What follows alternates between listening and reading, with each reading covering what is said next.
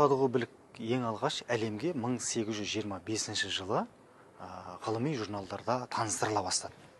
Сол уақытта Европаның болсын, жалпы әлемнің көптеген түрколог ғалымдары осы кітапты зерттеді. Зерттей келе, әсіресе Европа ғалымдары бұл парсы тілінен ба, әлде Қытай тілінен ба аударылған бір көшірме, аударма, еңбек деп қана бағалап келді.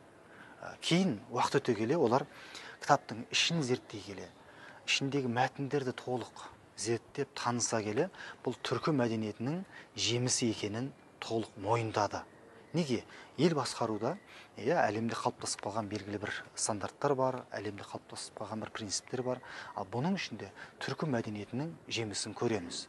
Мәселен, Жүсіп баласағын көп жерлеріне келгенде Өтікеннің бегі былай деген, Іленің бегі былай деген деп, ол елдердің бектерінің сөздерін мысалға келтіріп отырады. Құтадығы біліктегі кейбір мәтіндер, кейбір ойлар Күлтегін жазбаларында, Қорқыт ата жырларында да кездеседі. Тіпті ой ғана емес, кейбір сөздер сөзбе-сөз кездесетін жерлері бар.